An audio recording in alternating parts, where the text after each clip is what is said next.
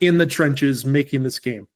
And if they just had like a leader that would be in the trenches with them, like like a Alexander the Great that's literally charging on his horse in front of them into the battle, as opposed to some guy in his castle just go attack and have fun.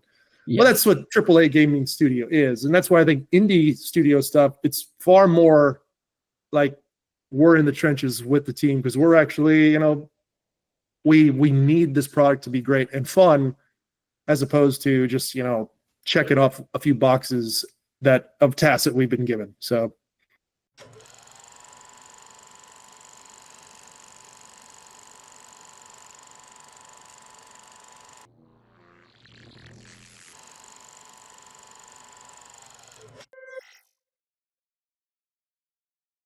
hello everyone, and welcome back to the 102nd episode of PandTha Talks. Bit of a unique one this time from us. Very unique. Yeah, because we actually have our first ever guest. We have Luis Manalo, is that correct? Manalo, yep. Yeah, so I'm Luis Manalo, the executive producer at Old Glory Studios. And we have Matt Patak. I think I've got that right. Patak is close enough, yeah. Matt Patak, creative director at Old Glory Studios. No problem. Happens all the time. So pronounce as I see. That's the big thing. Yes. Hey, no worries. So this is our first ever time having guests on, as we discussed before, just before, and we have a fair few questions we'd definitely like to ask, especially considering your history at Ubisoft, some bits doing freelance writing. I saw on yours, Lewis, for companies such as Techland, Ubisoft, and Sharkmob. I saw a bit on. And yep. Matt, I saw you'd done some bits at Massive as well, which is under Ubisoft, Sharkmob again, and some bits at Certain Theatre. So got a bit of everything here. So first thing I'd like to pretty much get into, obviously the main thing we usually speak about is AAA, the industry, how it's going compared to indie games, which seem to be lately smashing it out the park, to be honest with you. It's been a bit distraught seeing the gaming industry in the last 2 years. I don't know what your opinions are on that, with how things have been. Yeah. Yeah. No, exactly. Yeah. It's definitely one way for stockholders and another way for developers, right? But yeah, I think a lot of that, so Matt's been in the industry for 15 years. I've been in the industry for 10. I was did some film and TV before. But basically, like, the business model has never really been great for like the way that studios have been run. If you think about it, when someone builds up a studio, they put everybody on salary, they hire all these people, and then, but you don't always need all those people full time all the time. Like, once your concept artist has done the concepts, like in your game's shipping, like, what are you doing with them if you don't have another project like planned? So that's why we keep having these hire and fire cycles. This is what happened a lot. Yeah. So, and then I think the kind of pandemic boom just kind of like put that on steroids, and which ended up with a lot of issues there. So no, 100%. Yeah. I mean, we definitely saw a lot of layoffs last year and a bit from the year before, and that was, to be honest, as we covered quite a few times, and it was quite heartbreaking to watch, especially lots of things going on with that. But what's your current opinions then on the current state of gaming compared to how it was, let's say, 5-10 years ago with that? So not just the industry, but also the games being produced, things such as that. I mean, so that puts us right in the pandemic boom, though, 5 years ago, right? Yeah, so true, actually.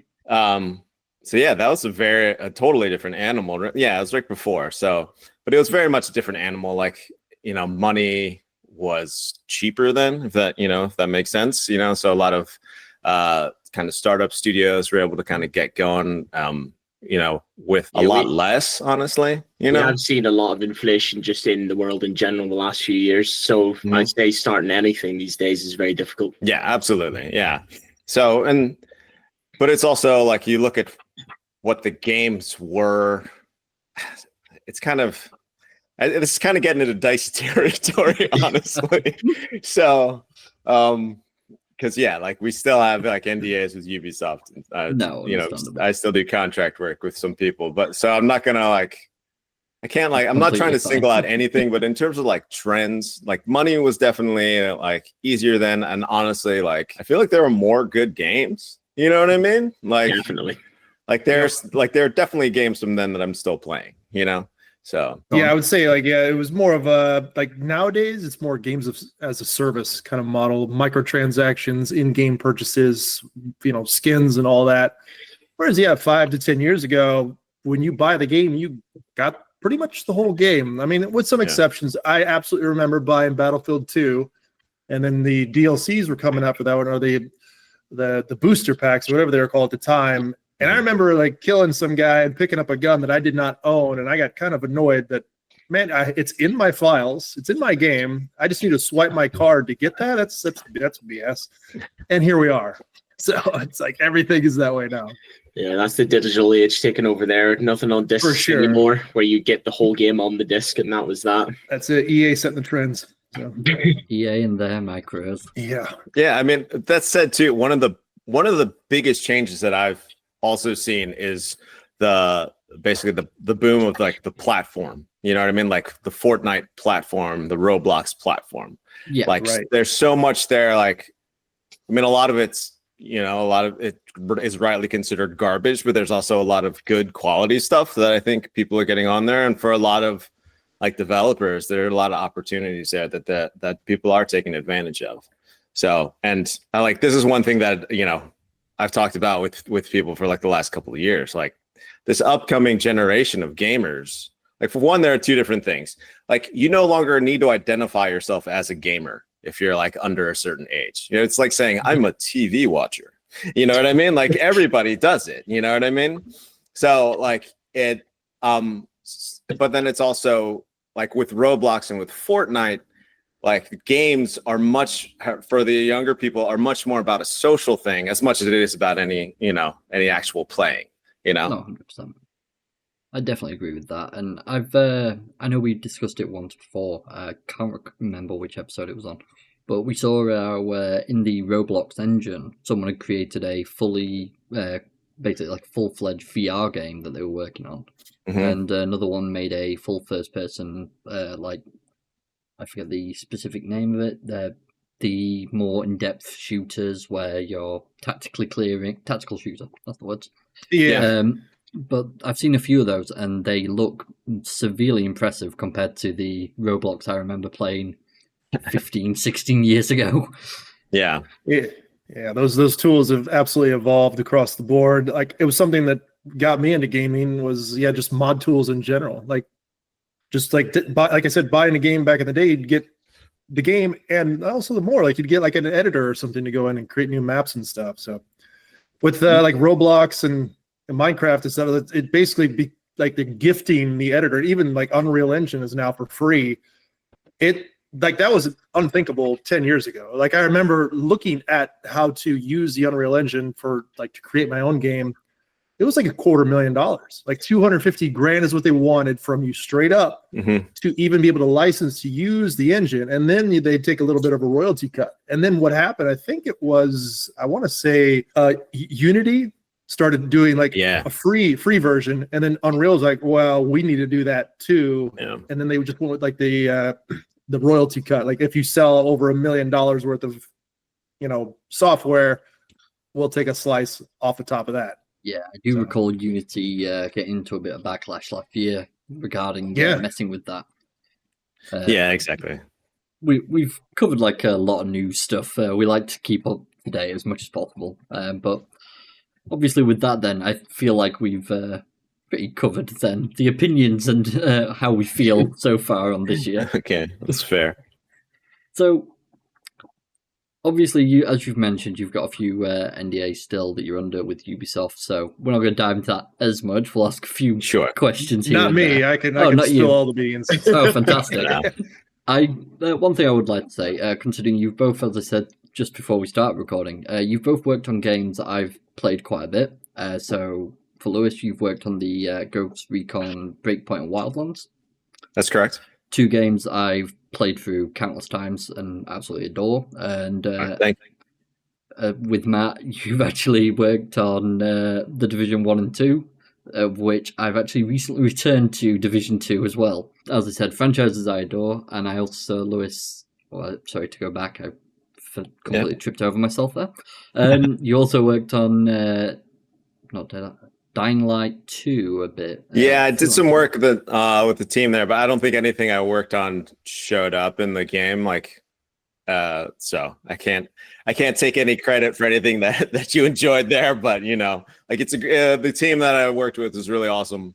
One of them was already a friend of mine, and then I also worked with Christian Devine there, who's actually he was the writer also of Life is Strange.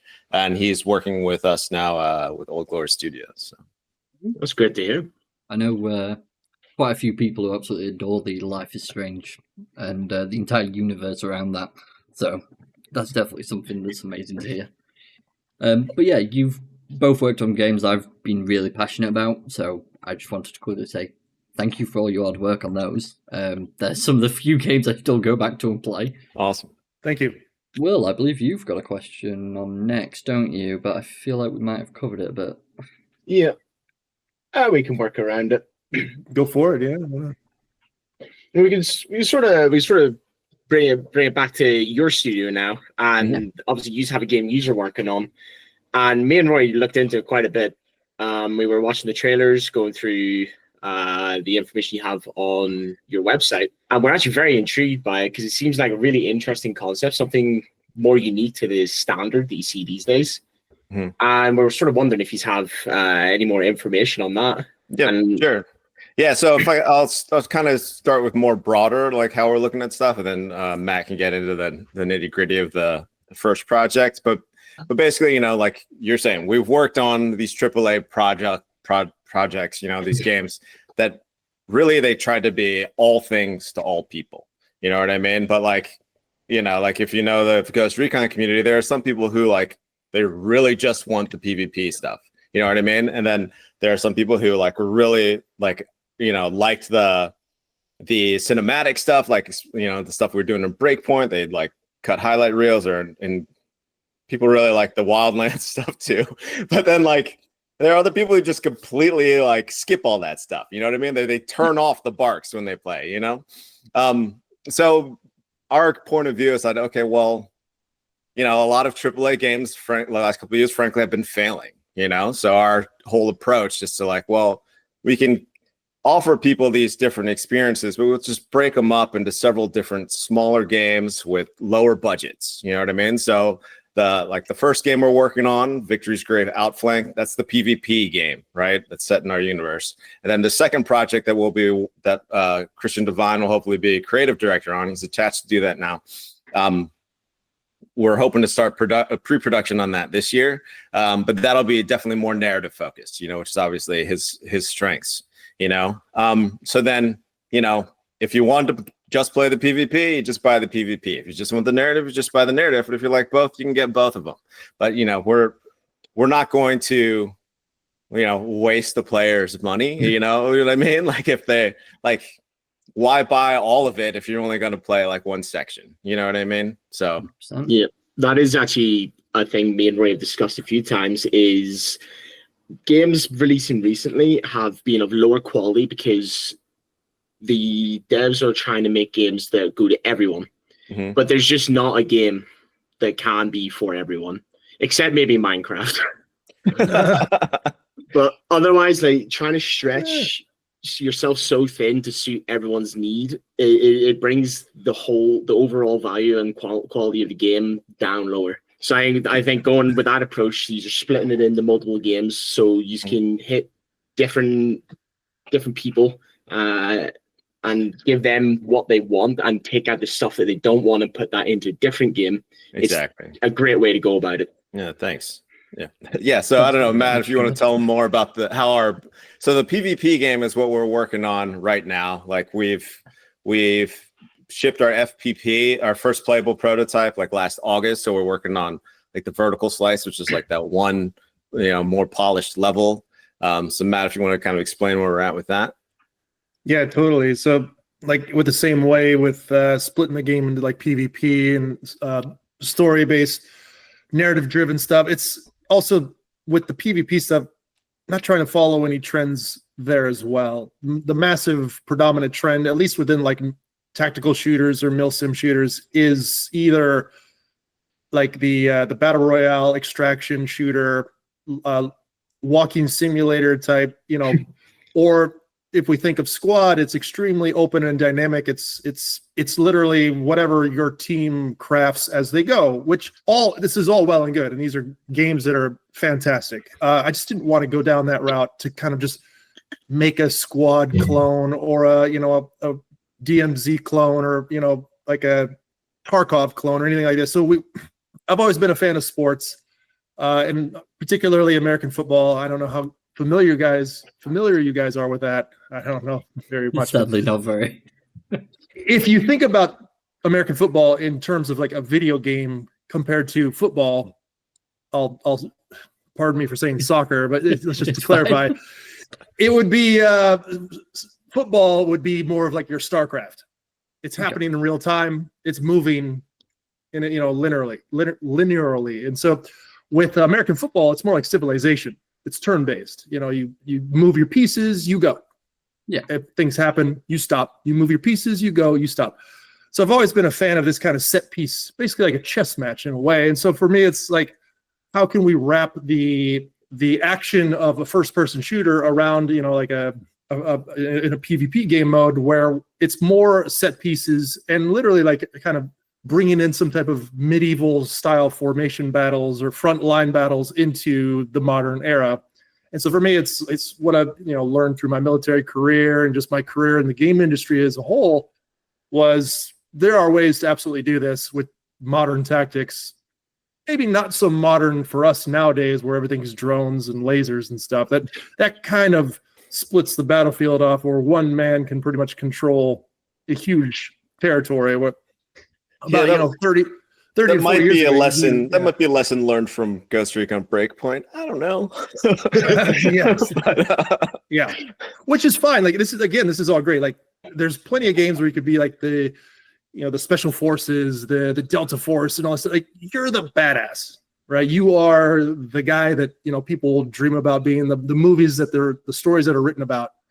Well, for me, when my military career is a lot of the grunts, a lot of just the basic soldiers, like we're just kind of like just regular people that have had like 9 to 13 weeks of training, and then you're thrown into a war. It's like, and so it's that story, I think, that's very human within there, and it's not so like, you know, it's not so badass, but it is badass if you think about if these guys form friendships and overcome and work together. It's like, you know, comparing, you know, Band of Brothers to, I don't know, like Commando or something like that. I'm looking more towards Band of Brothers as inspiration for a video game than Commando. So yeah, I think that's a good point. So like both Matt and I are combat veterans. We served with the US military.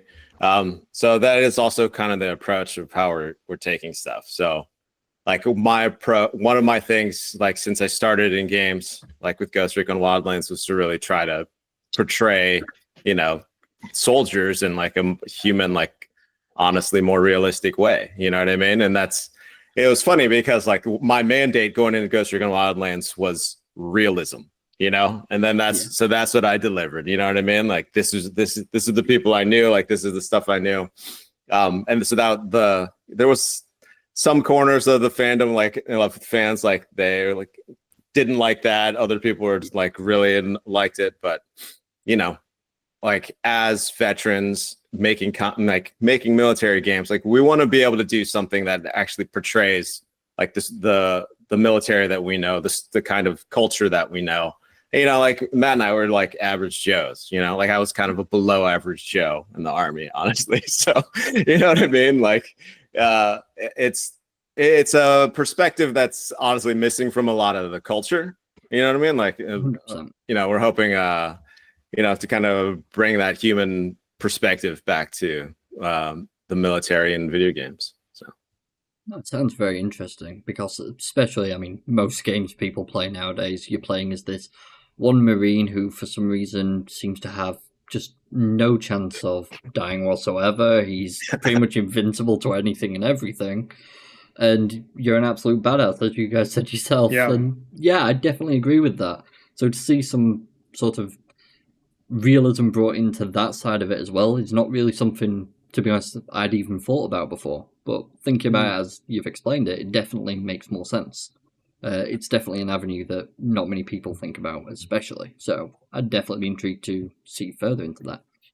We actually did have a question based around your military career and how it affected your creation process, but it seems like you've covered that pretty nicely there. But I did have a follow-up to that, which was about how what made video games an attractive career decision after the military. Go ahead, man. Oh, okay. Yeah. All right. So it was while I was in the military. We were all like, I lived in the barracks. Lewis, were you in the barracks or were you on? Yeah. Okay. Oh yeah. Yeah. So in the barracks, it's basically like I don't know, American university terms, like a dorm room where it's just a bunch of, kids 18 to, 20 or whatever that, of usually the same rank, all just kind of shacking up in the same kind of building. 2 people per room. Each person has their own individual private room and then a shared common space. Yeah. So this is how it was. It's not like this anymore. It might be different now, but this is on the base that I was posted at. But you'd have like in my barracks building, it was like the jocks and the nerds kind of situation. So the nerds were like, World of Warcraft, Final Fantasy, that kind of stuff, which is just fine. Those are great games. But, I was on the jock side doing, Call of Duties, Counter-Strikes, and, Medal of Honors at the time and stuff. So it's like, it's a totally different kind of dynamic within the barracks, but everyone is gamers and you're all like, you're either landing up or linking up online with it if you have that capacity to do it. And so just seeing that, how prevalent it was within the military culture itself. I always was a gamer growing up. I knew I wanted to get into games somehow, some way, or movies for that matter, like just something with graphics. After my military career or during my military career, I knew this wasn't going to be my career forever, just 4 years and done. I picked a game design school nearby and got accepted and used my GI Bill and went there and got my degree in game design, found out I was pretty good at level design, and landed as my first job as a level designer in Budapest, Hungary, working for Crytek. So, I actually believe I did, while looking up, because I did a bit of research on you both. I had played a bit of Rise, Son of Rome. So I had actually played a bit of that, and I believe you did work on it, didn't you?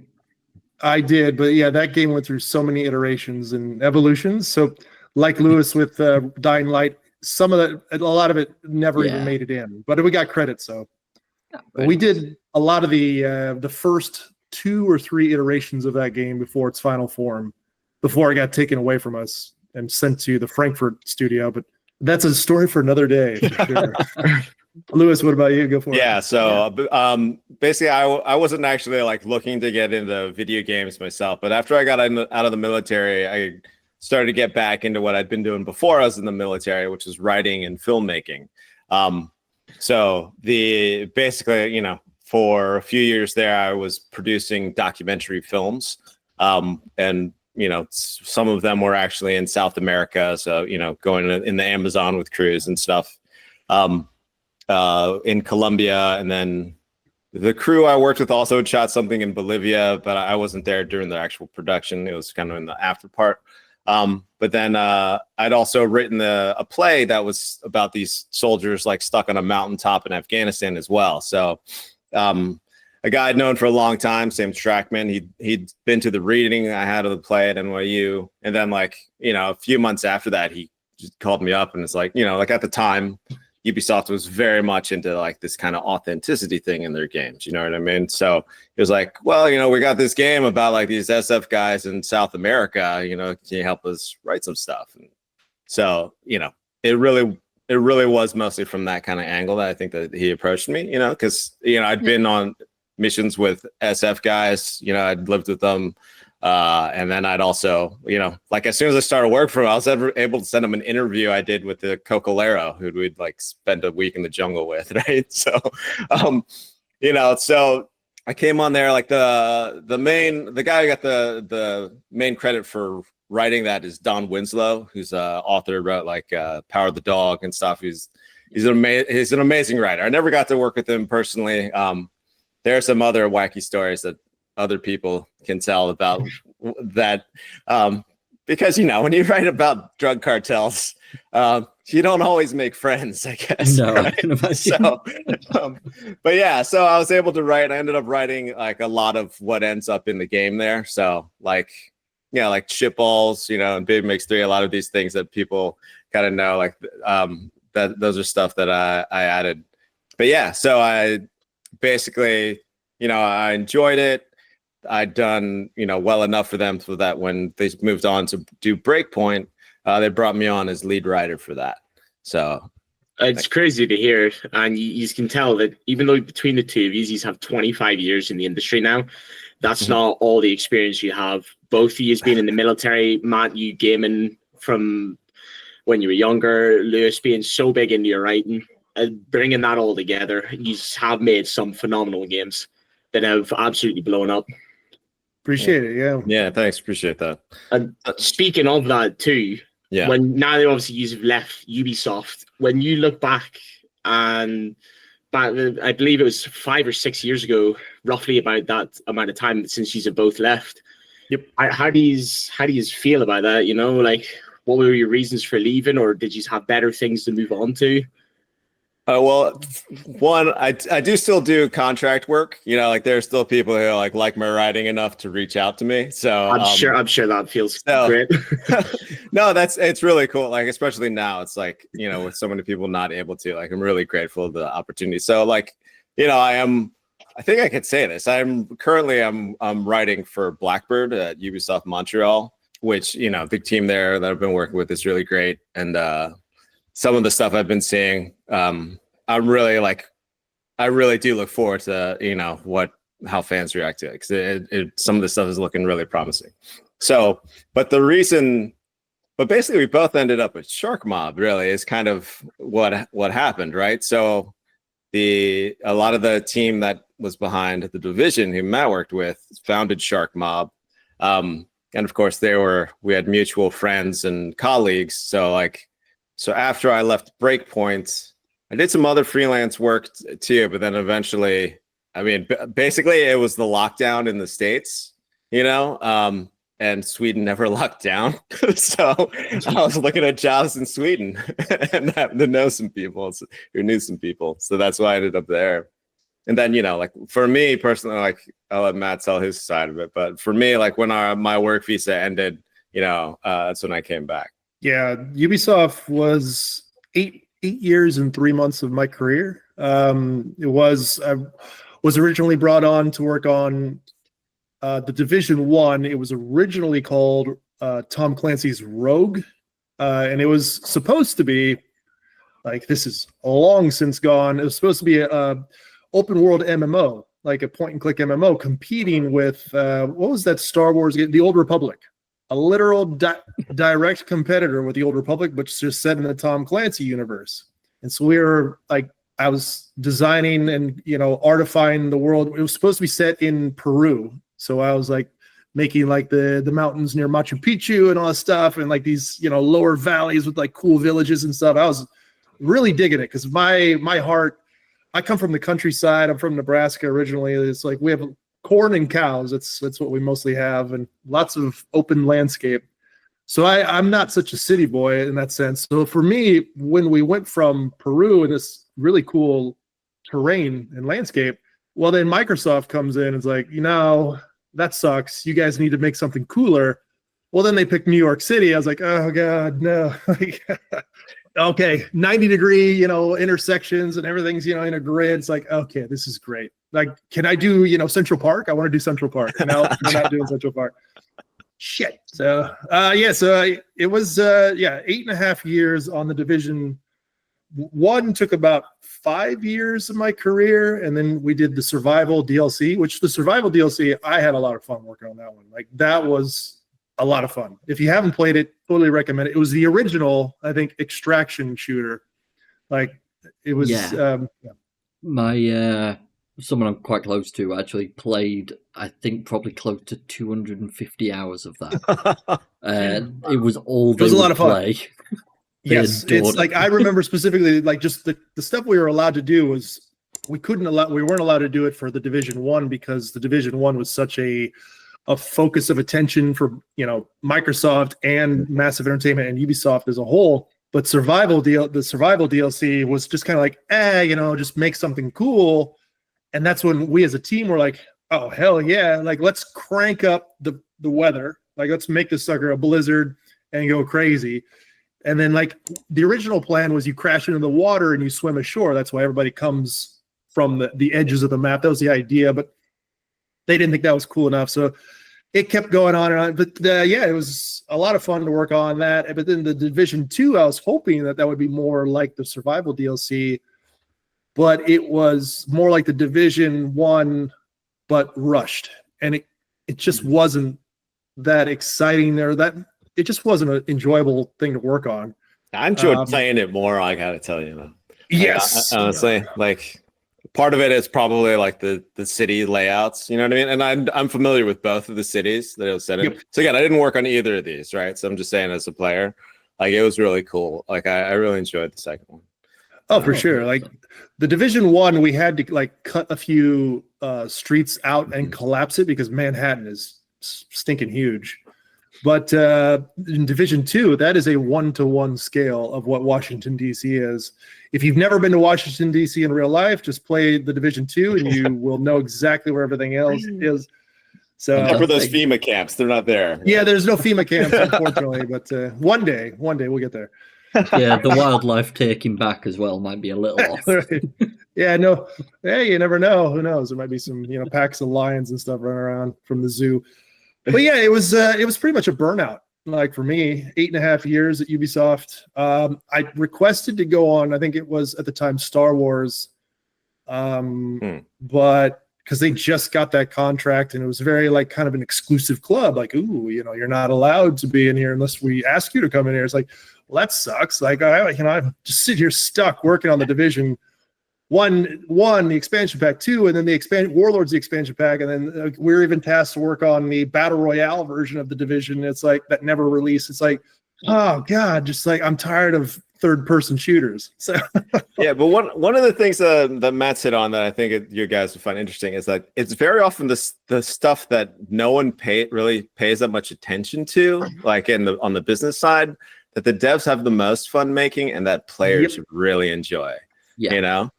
So like for me, my example would be like Wildlands Year 2, where we had all the like crossover stuff. There were a lot of like people involved from a lot of different studios and stuff. So, but basically like as like the writer putting all this together, one, it was wild. I got to write like Sam Fisher, who hadn't been written for like years. You know what I mean? Like I didn't get to go to the shoot with like Michael Ironside and stuff, which I don't know. I would have loved, you know what I mean?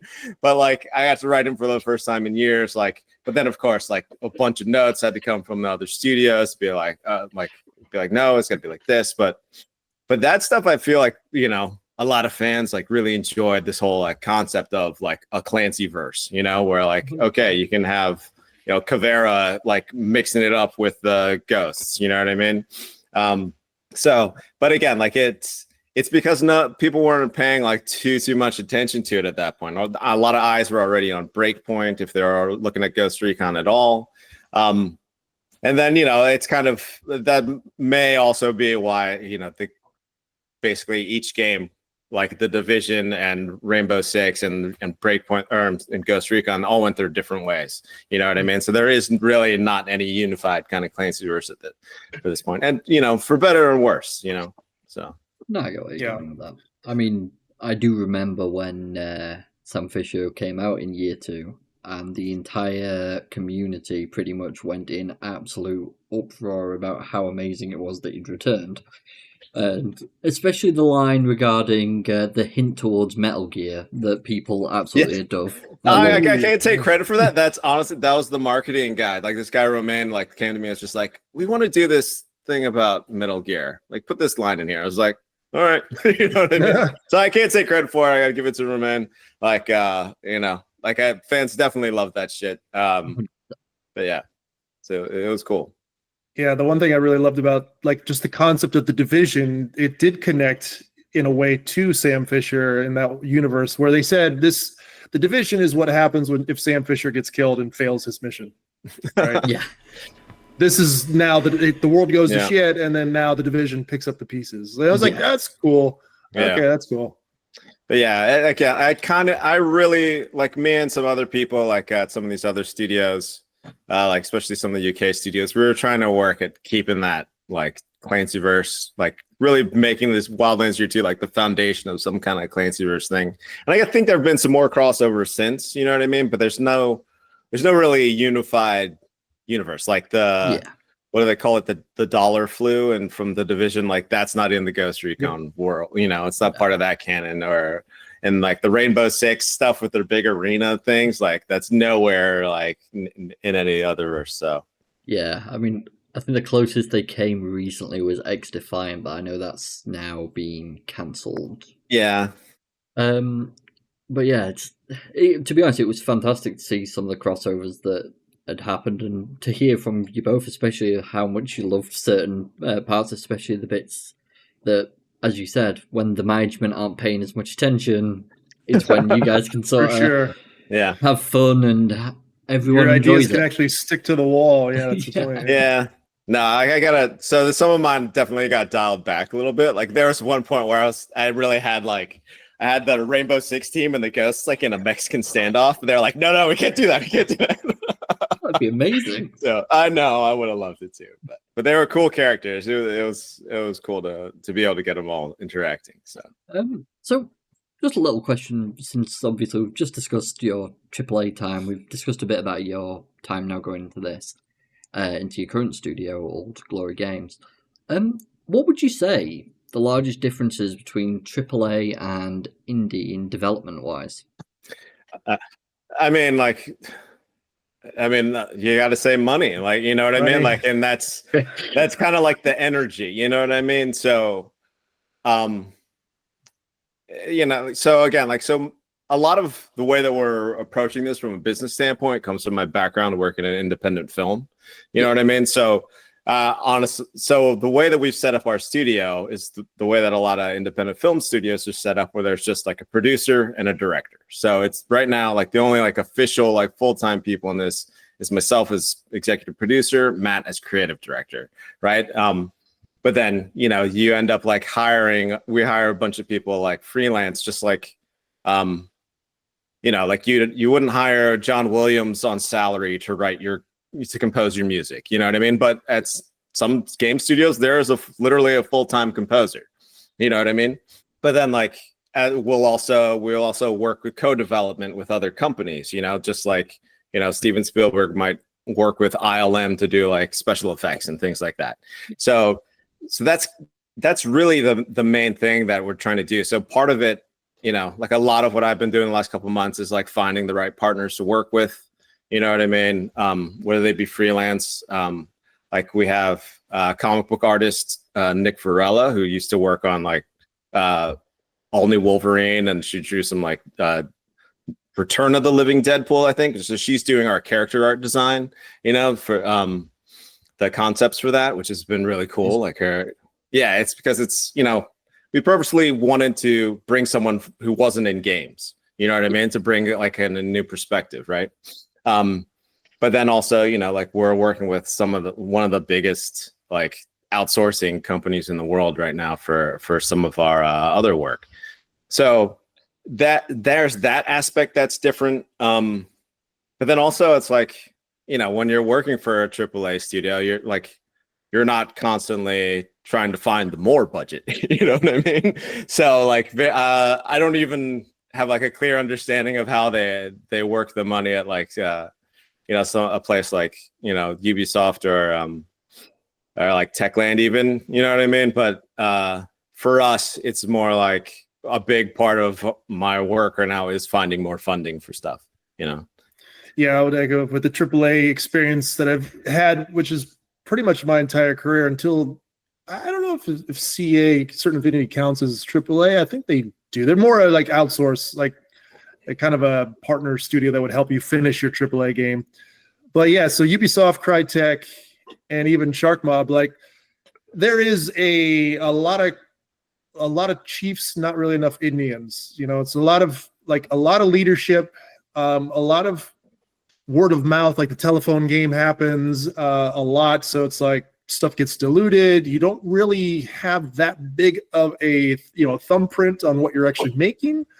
Most that all really comes down from above, and as stuff bubbles up that you've been creating, they'll quickly chop it if it's not in their opinion the right direction of what they want. And it's just like there's nothing really you can do about it. And they have crazy deadlines to meet, and they have what's it called, investors and the head office to please. So whatever the head office says, hey, we don't like the direction you're going. Like literally with Crytek, like that Microsoft loves to follow me around for some reason, but they came into Crytek and took Rise Son of Rome from when I was working on it. It was literally like a Call of Duty style Roman centurion hacker slasher action game from first person view. They didn't like that. They wanted it to be the next Connect game. So immediately the whole studio had to shift. Okay, shit. We're no longer a first person. We're no longer a controller first person kind of game. We're now a Microsoft Connect first person game. And we're just like, I don't know if you remember this trailer from, I think, E3 or someplace where it's like a guy headbutting the screen. And it's like, okay, like he headbutts the character. It was just so cheesy. But that's what happened. And then, it just evolved again to the God of War clone that it is now. But yeah, you're pretty much at the whim and will of the powers that be at a AAA studio, and a lot of money is burned and just, I'll say it, pissed away. And it's just like, it's really sad to see, because there's tons and tons of talented people in the trenches making this game. And if they just had like a leader that would be in the trenches with them, like, like a Alexander the Great that's literally, charging on his horse in front of them into the battle, as opposed to, some, guy in his castle, just, go attack and have fun. Yeah. Well, that's what AAA gaming studio is. And that's why I think indie studio stuff, it's far more like we're in the trenches with the team, because we're actually, we need this product to be great and fun, as opposed to just, checking off a few boxes of tasks that we've been given. So, to be honest, that's great to hear. That's something that I think me and Will have discussed that many times over the last 2 years, where it just feels there's a big disconnect between what corporate wants and what the consumers want. And bingo. While the devs and everyone are trying to make what they want, corporate comes down, removes that. Yeah, corporate changes their mind a lot. It's usually, from what I've seen, it's usually the reason for a lot of crunching and like extra time on the overtime is because stuff has changed. No one's looking at the actual product until it's too late. Oh, we have a month deadline? Okay, we'll wait till like the 29th day of the month. And then it's like, okay, oh shit, like this is not right. Fix this crap. Like, it's like, where were you? Don't you know what we're working on? And it's like, most of them, no, they don't know, because it's too many chiefs, right? It's too many leaders, like too many chefs in the kitchen. I mean, kind of a lot. Like, I'm not sure I 100% agree with where Matt's coming from on this, because there have definitely been plenty of, like people on the floor who have like caused delays and crunch in my experience. But again, like I do think we're aligned in that we believe that the actual like products need to be creative led at a certain point. Like absolutely, we're making these for fans. We want players to have something that they will absolutely love and enjoy. You know what I mean? Something they'll really care about, right? Like, however, like there is like an actual, it's like an unspoken thing in the industry where like the people, in these like C-suite, they just don't want creators to have names. You know what I mean? They don't want people to know about them. Like most of the creators that you can name, like they either like went off and started their own studio, or they're started off as indie, right? And then a lot of that is because the people don't want to have to pay them more money, frankly. You know what I mean? So that's one of, I think, the advantages of our model. Like if you think about it, like Christopher Nolan is not an employee at Warner Brothers. You know what I mean? But everyone knows who he is. He works pretty damn consistently with Warner Brothers, though, making them plenty of money, and then they treat him right in return. You know what I mean? So like, I'd love it if like the industry could lean more that way. And I think like, if we start at least like showing some kind of authorship for the games, even if it's sort of like, like a Steven Spielberg movie is like a Steven Spielberg movie, you know what I mean? Because he always has the same team with him, you know what I mean? Like it's always the same costume designers and people like that. So like, but that kind of like authorship to a game, I think, if we can bring that back, I think it'll only be better for everyone working in it, and it'll be better for make better products, and so that more players will enjoy. So 100%. Yeah, it's definitely a time me and Rory want to see happen again, because as we said, and we've discussed many a times in our previous episodes, quality has really went downhill. And sure. as you guys were saying, it's almost like you have what feels like an infinite budget in the AAA studios, whereas now you guys have obviously moved on from that. You've founded your own studio from the ground up, and you're pouring your heart into it. As you said, Matt, you're there with your team. You're not sitting up on a desk suddenly realizing something's wrong. You need to run down and fix it in a day or two. You're right. And you're there, you're doing it yourselves, and we're very interested to hear how you're finding that in comparison now that you're down in the indie game, which, as we said again, indie games recently have just been doing outstandingly well, especially in comparison to AAA. And we're sort of interested to see how you are going with that, and sort of just more of a look into your company and how things are going in that sort of stance. Especially one bit we looked at that we were very curious about is your way of funding. Yeah, sure. Yeah, that was very, very strange to us. We were very curious to hear what your thoughts are on that. Yeah, so I can speak about it in broad terms, but we're basically doing an equity crowdfund. It's called regulation crowdfunding. It's a kind of mechanism that I think it was in 2016 or maybe a little before then, like that it came into laws that we're able to do it in the US. But basically right now, the way that we're raising funds is, we're asking, or the way that people can support us is that we're basically giving, they're called safes, which is like a simple agreement for future equity. So people were like, so basically what it'll be like, basically future players, or people who like just support us or just support our mission as veterans trying to make a game, who can invest and support us in this. And then for that, this is how we're raising, basically it's our seed round, because we bootstrapped up to this point, and at this point, and now that we're trying to get into a vertical slice, we need to get some more funding to to help us create the product that we want to with these partners. So, and it's, again, like I said, it's pretty new. There are a couple of studios that did it last year, like Frost Giant, which makes RTS, I think, had one, and it's a different thing. Like we're finding that not a lot of, because it's so new, like we have to market it almost like it is like a regular Kickstarter kind of pledge fund, but instead of just getting like bonus stickers and stuff, you can get equity. So as well as the game and other bonuses like that. So yeah, I mean, the main reason when I was actually messaging who put us together today, when I was discussing it with them, it was more the thing of typically nowadays just going by what happens online, because I spend a lot of time searching around and looking at things.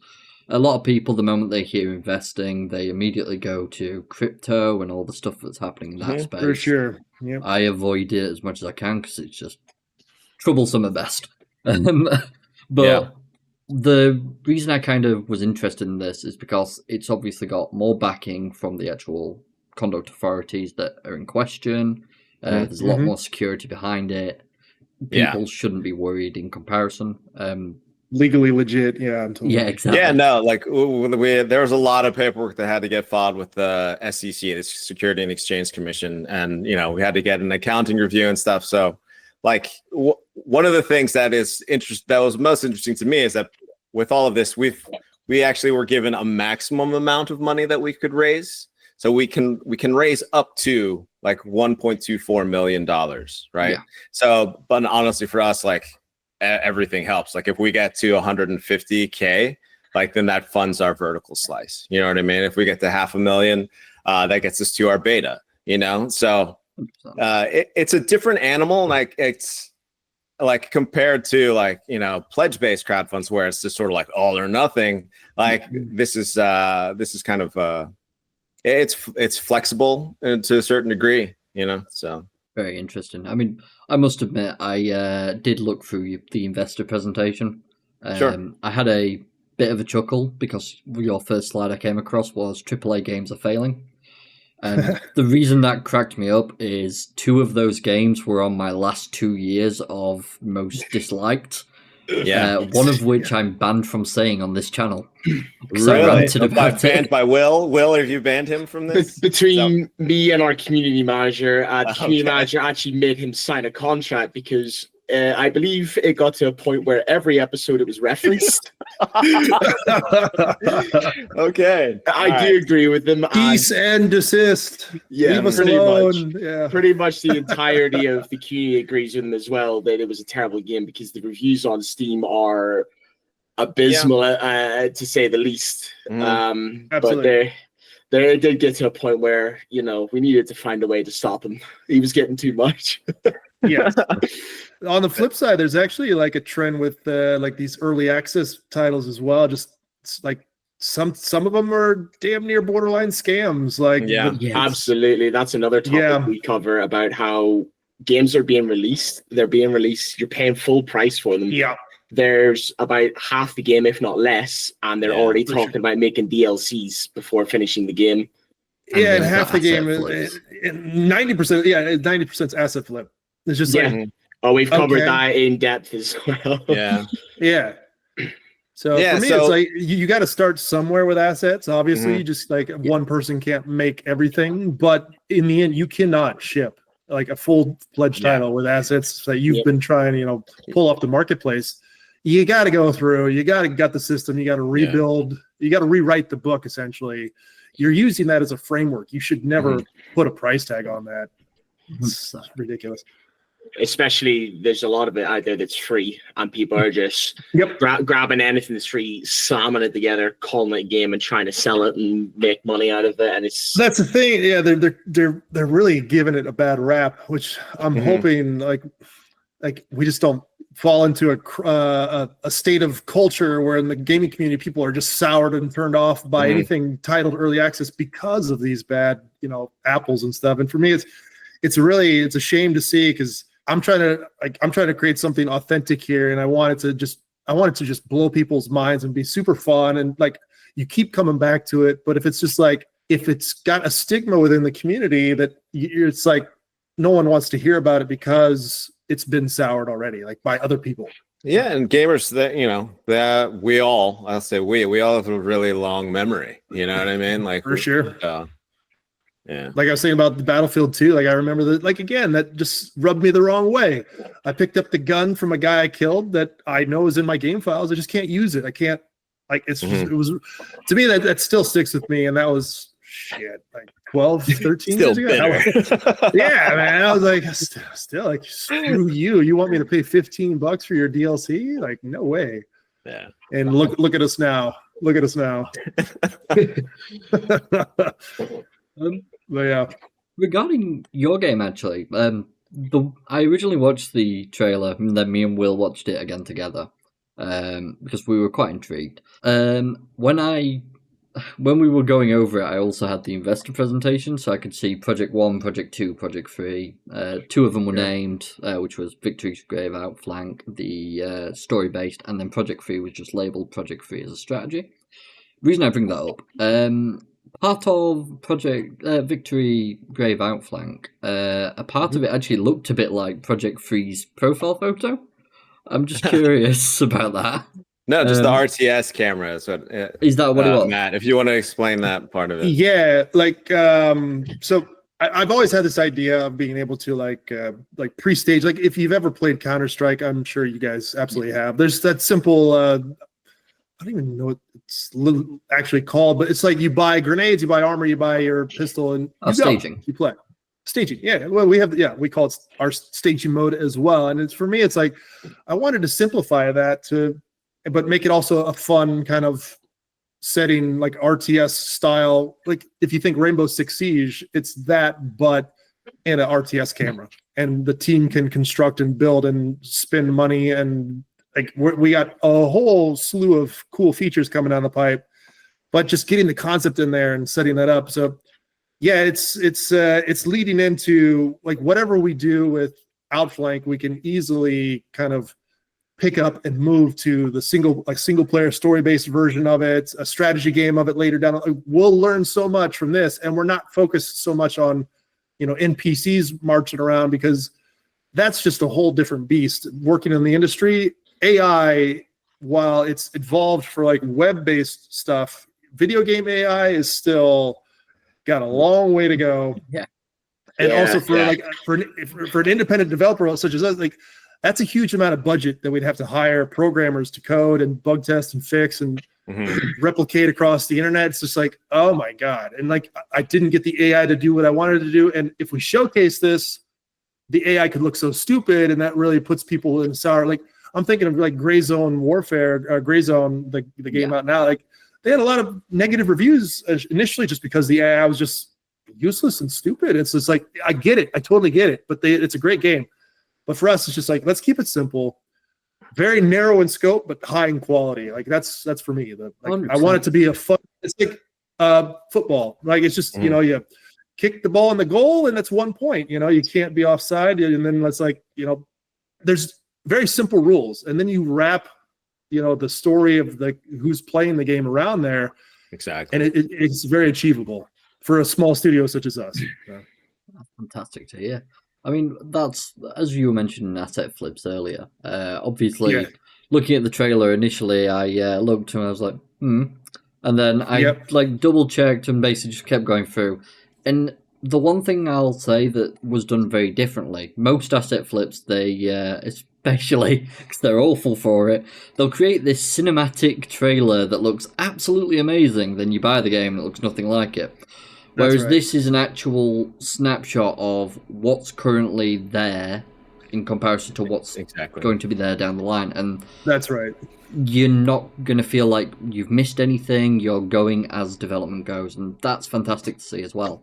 Good. That's good to hear. Like, it's honestly, because we were uneasy about sharing footage this early. You know what I mean? Most it can be a bit janky. Yeah. It has its issues. If you really want to fine tooth comb this, you will find issues for sure. Like, but again, like most of the footage is out there is from just the first playable prototype. You know what I mean? And well, one of the things that I like sharing is just like it'll be like these 1 minute, 2 minute clips just from the gameplay where like you can hear us all talking while we're playing, and it's just like, because it's undeniably fun game, you know what I mean? Even at this early stage, it is just straight up fun. Like, and I say this because I'm obviously have some stake in this to succeed, but like not all, like we have like some volunteer play testers who come with us like pretty regularly, and like they give their feedback and stuff, but they always keep coming back because we always keep having fun.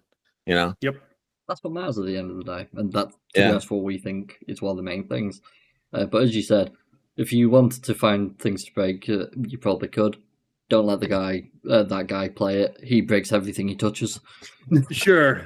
Yeah, totally. Like, it's still in it's still in a janky. There's so many issues. Like if I load it up now, but I'm trying to whatever I do and whatever anybody does in the editor, we're trying to do it right and do it bug free. Like we'll have optimization passes even now. Like we're missing a lot of features, but we literally upgraded the engine to 5.5, Unreal 5.5, and then did an entire optimization pass just to get the FPS in a good spot. Because if we keep adding stuff, it's going to get bloated. You'll run around at 15 FPS. No one likes that. That's no fun.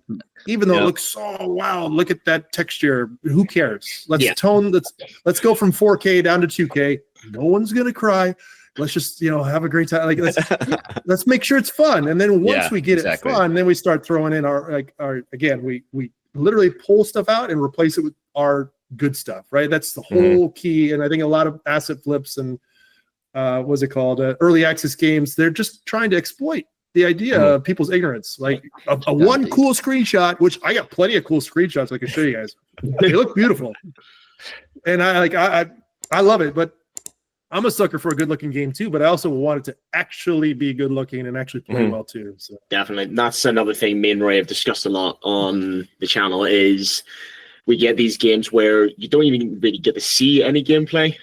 They're giving you these amazing-looking cinematics, and then you get into the game and it's a mess. There's bugs everywhere. There's bits of the world that just break. The game's crashing, and we see a lot of games that get released like that and basically nothing gets done about it and they just get left like that. So it's great to hear that you guys, whilst still developing the game, you are simultaneously working on any bugs you've come across, trying to make the game as refined as possible. And no game's ever going to be perfect. Absolutely. And even though I know, like I said before, we're going to gut a lot of the stuff and redo it, do it right, I still want it to function properly as much as possible. So whatever blueprint I put in there, whatever feature is implemented, I want it to actually function to a degree where it can only go higher in quality. And it's like, it's good. It's fun to play now. And once we get I'm not a sound engineer, but I love a good quality, crunchy sound, like good depth of sound in a game. And like hearing like the wind and the birds and the rain and like your footsteps, like everything in, I love that stuff, but I can't do it perfectly, but I'm trying to incorporate that as much as I can. So when we do bring in the talent and we do find, the funding to actually really go full on, this sucker's just, it's just going to feel like a AAA game, but you're playing the multiplayer version of that AAA game like we talked about before. So you can definitely see you have a passionate vision for where you want the game to be. And it's also nice to talk to someone that's creating a game and see that you can see it just vibing off you. I could talk about this all day. Yeah. He can. So say this continues and everything goes well from here. What is both of your dream for Old Glory Games to become?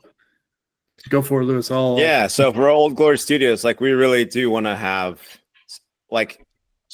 so Outflank, Victory's Grave Outflank is really sort of like the launching point, but it's and it's, if things go well, it'll probably be like, frankly, like one of the main, it'll be like the main foundation upon which a lot of the studio will be. But then, we're definitely like want to build up the IP just because players love worlds, you know what I mean? This is one of and they love like playing in these worlds. Like one of the things that I love about Ghost Recon fans, is how much they love like just changing like the personalization, the costume part of it. You know what I mean? Like, and that level of involvement, that level of passion for the world itself, like there are fans who know way more about the lore of Ghost Recon than I do. You know what I mean? And I worked on that for like 5 years, like full time, So like, that's the kind of, fan that we want to serve. Like, that's the sort of community that we want to create. So like,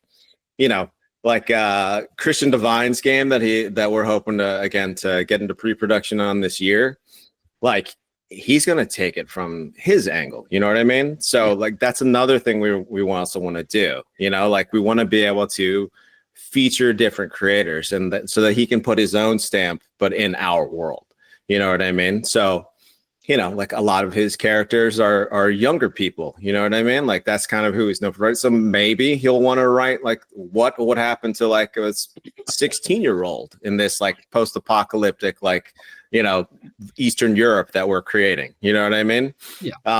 So, and that's kind of where we want to take it, we want to be able to work with lots of different cool people. We want the IP to like, to grow and for the fans to have something.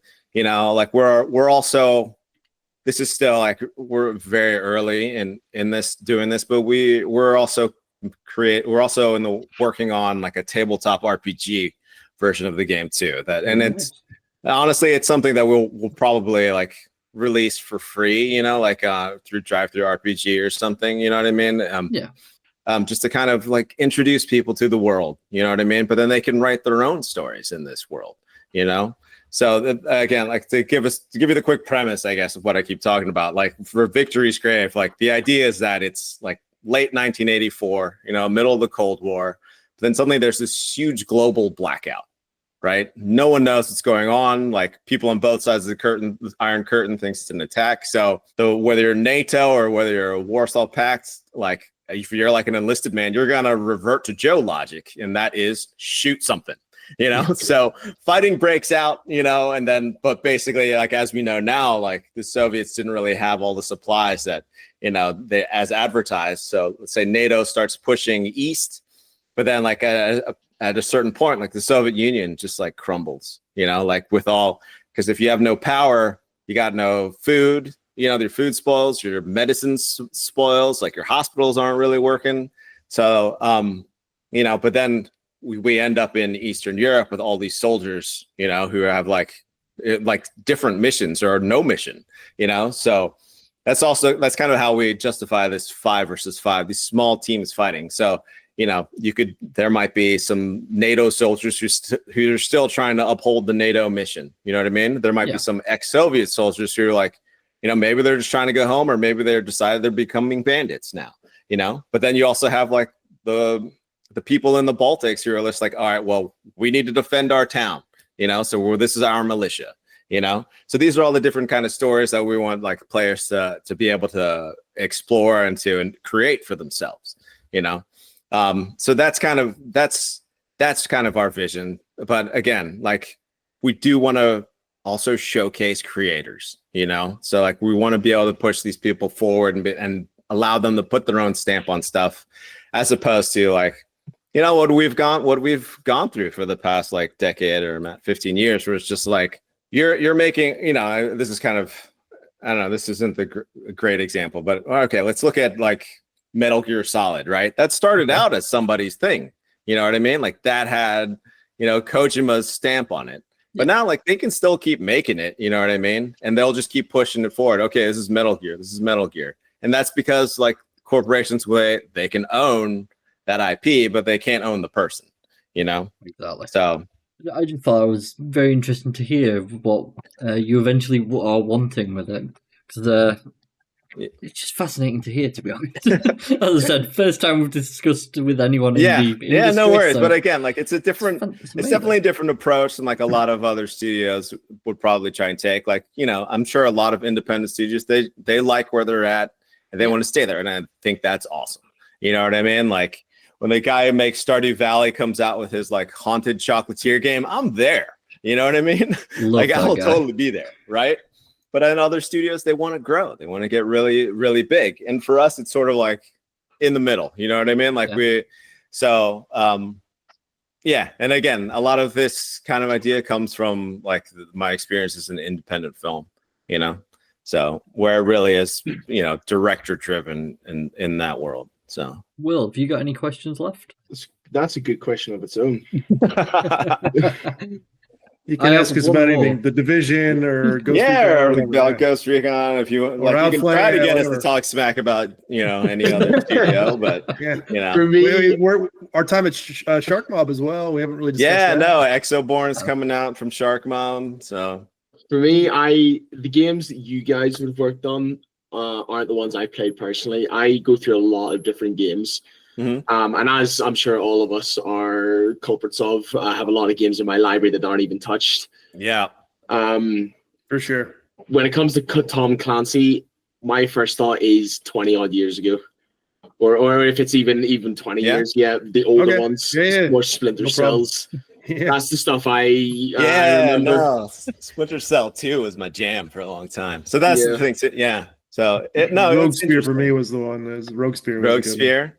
Yeah. Any of the more recent stuff, the only thing I played was Rainbow Six Siege, and even at that, I haven't played that in a couple of years now. Rainbow Six Vegas was a good one too. That was a good one. Yeah, I played the first couple of those Rainbow Six ones. So where you had the AI teammates. Yeah. Yep. So I got out of the military in like 2004. So like when I first started playing that, I was complaining. I was like, these guys keep going the wrong direction, man. What are they doing? Like there's a specific way you're supposed to go through a door. You know what I mean? And it's just like, it's very simple. Like, it's simple enough you can teach some like 18-year-old, like, you know, who like barely graduated high school how to do it. But for some reason, the AI couldn't do it. So, yeah, like I had a friend who was already at Ubisoft at the time, and I kept complaining to him. I was just like, dude, get them to walk the right way. It's quite funny when you guys were mentioning about AI in games and how you aren't going down that route. Mm-hmm. It made me think of a discussion me and Roy had between ourselves outside the podcast about how you are probably for the best not going with AI at the moment. Absolutely. Just some of the recent games that have come out, the AI seems to have evolved rather than evolved. I believe it was Far Cry 6 you showed me, Rory. You could just run around an enemy that's supposed to be like protecting an area, throwing bricks at their head. They're just like turning around going, what was that? And it's crazy to see how things so in their defense, worse. I'm gonna say in their defense, because again, like I work with people at these studios still, but like, you know, like people are always trying something new. You know what I mean? They're always trying to innovate, right? Sometimes, you know, it doesn't work, you know what I mean? But again, like, I mean, one of the things that why I still really enjoy writing for like specifically Ubisoft, I say, but you know, also other AAA games is that they can do things in narratively that we simply cannot do.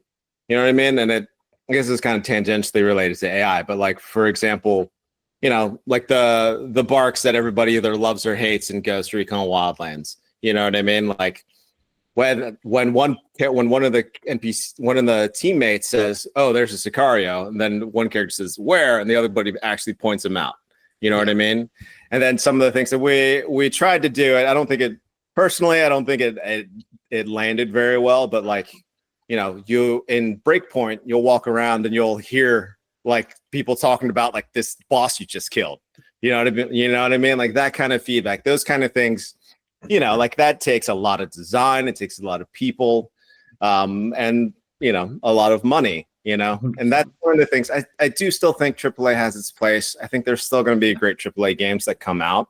You know, you kind of lead me perfectly onto another question with that. Yeah, because I've got to ask the question, seeing as you both obviously have worked at Ubisoft. What is quadruple A? It just means really expensive, I think. Yeah, very, very pricey AAA game. Yeah, like I don't know. It's probably like Beyond Good and Evil 2 at this point. You know, they'll call it quadruple A.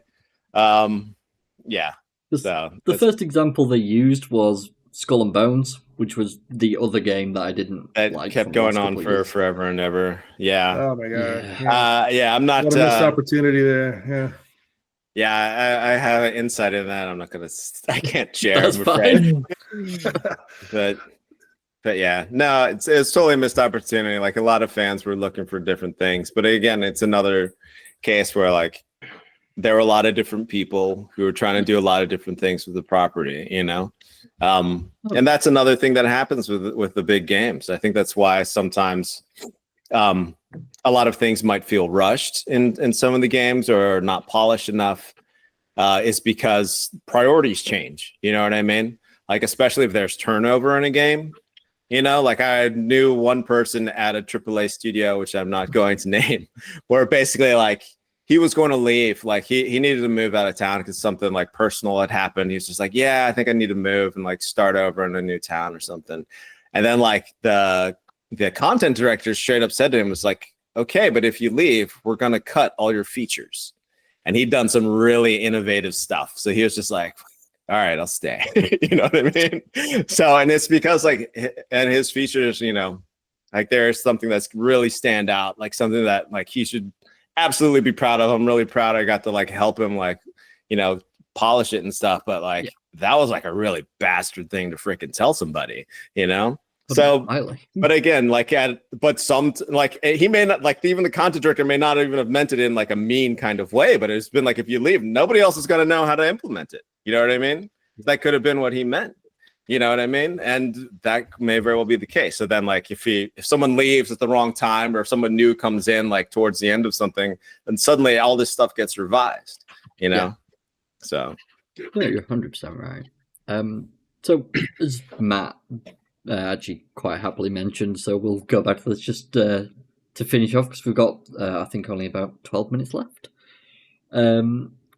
So you mentioned Sharkmob, wasn't it, Matt?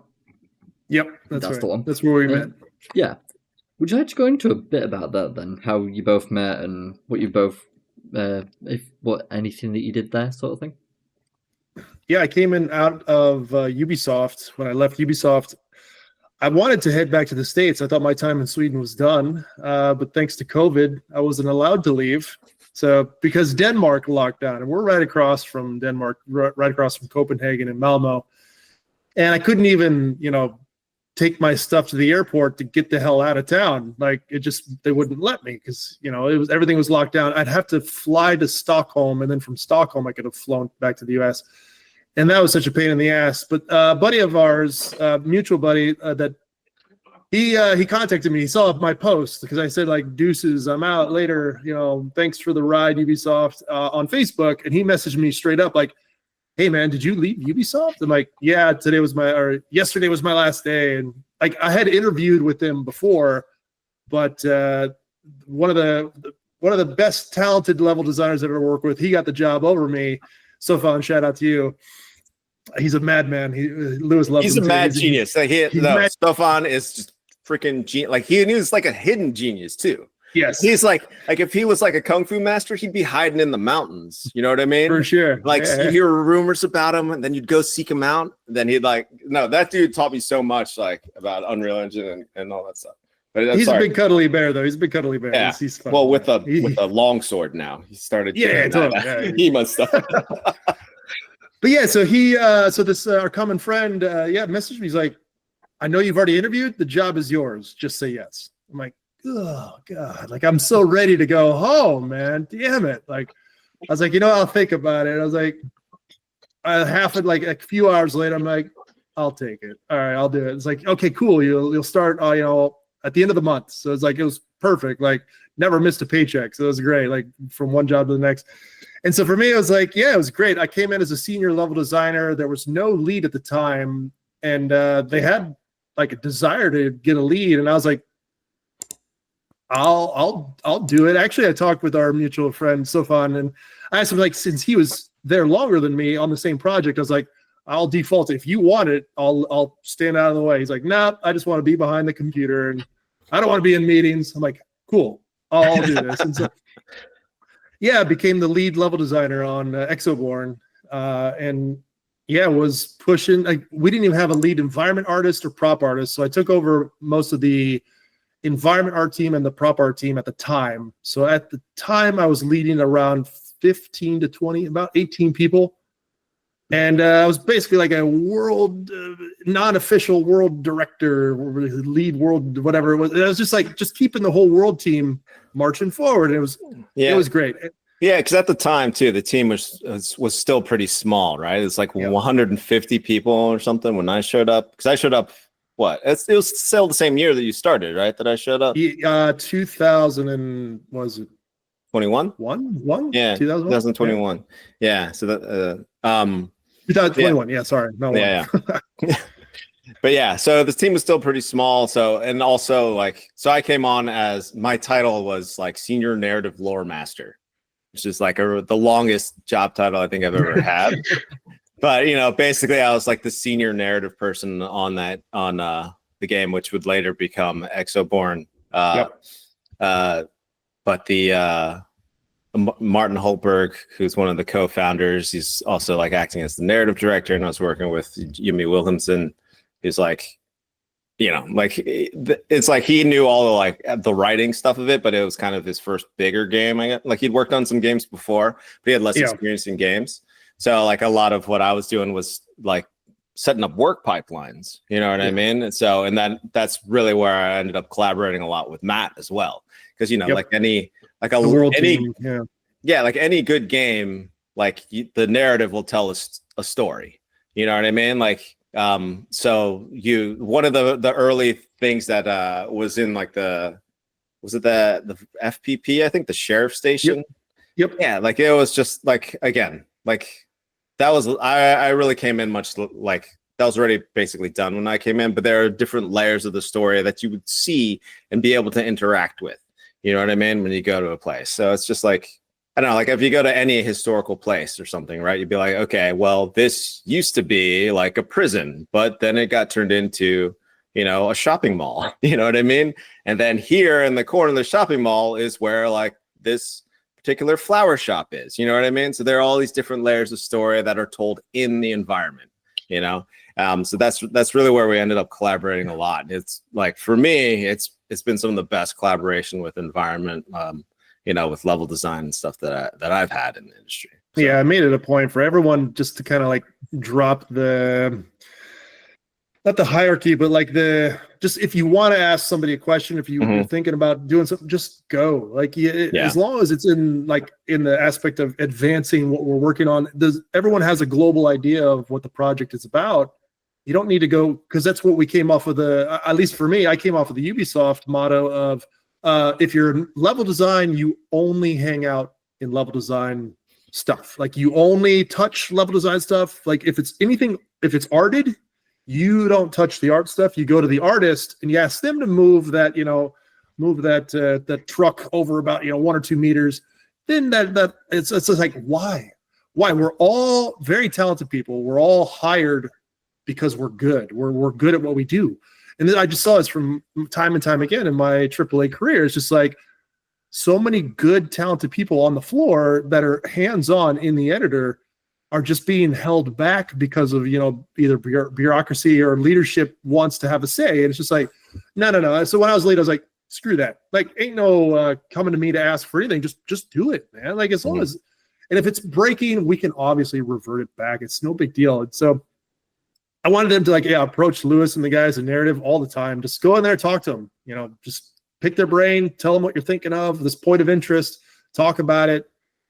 And we'll get it approved by directors and power forward. So, yeah. And again, like, I do feel like that's one of the benefits of a smaller team too, so, because if you have 400 people all together and all of them try to do their own thing, it does. Yeah. And that's what I don't want that for Old Glory Studios at all. It's like, if you're going to be on our team, you made it here because you have been qualified. We vetted you. We trust you.